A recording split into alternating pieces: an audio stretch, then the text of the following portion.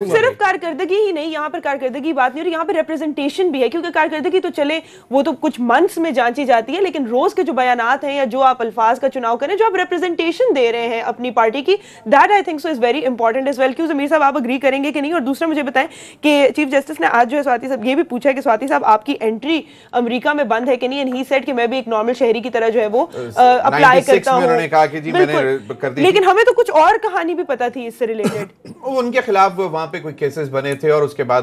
مطلب وہ بھاگ آئے تھے، اور وہاں سے وہ جو معاملات ہیں تو مطلب اب وہ نہیں جا سکتے، وہ ابھی نہیں جا سکتے. حالانکہ انہوں نے کہا کہ جی میں اپلائی کروں گا اور میں جاؤں گا، لیکن that is irrelevant. Gas station ان کے بڑے تھے. مجھے نہیں، اب میں تھوڑا سا ذرا فیاض الحسن چوہان صاحب کی طرف وہ جو گفتگو ہوئی، اور چام صاحب مطلب اکثر پوچھتے ہوتے ہیں کہ پنجاب حکومت کی کارکردگی کیا ہے، اور اب ان کے وزیر یہ ہیں تو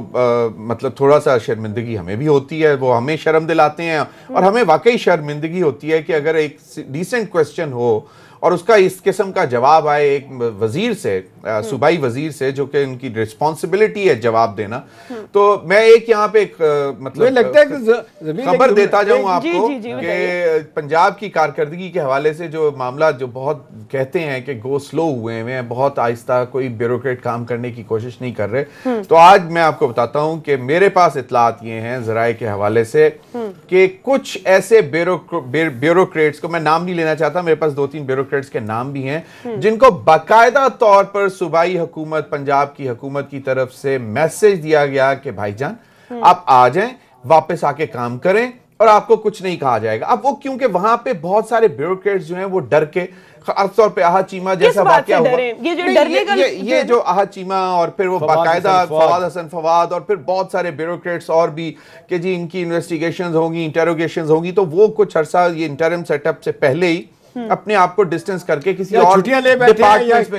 چھٹیاں لے گئے، یا پھر کسی اور ڈپارٹمنٹ میں چلے گئے، دور چلے گئے پنجاب حکومت سے. اب باقاعدہ، اور ان میں بہت اچھے آفیسرز تھے جن کو باقاعدہ طور پر بلایا جا رہا ہے، ان کو کہا جا رہا ہے کہ بھائی جان آپ واپس آئیں. ایک صاحب ہیں جو وہ نیشنل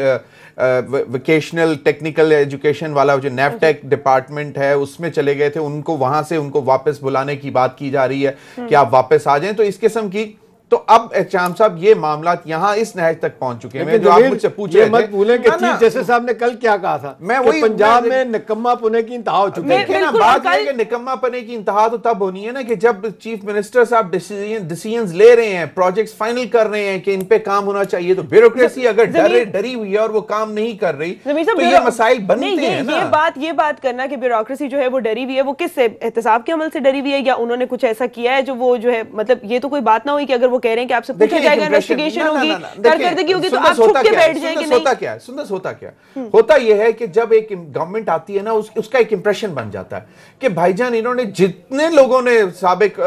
پنجاب حکومت کے ساتھ کام کیا، خاص طور پہ وزیر اعلیٰ سابق وہ کیا خادم اعلیٰ شہباز شریف کے ساتھ کام کیا، وہ سب یہ سمجھ بیٹھے تھے کہ جی ہم سب کو پکڑا جائے گا اور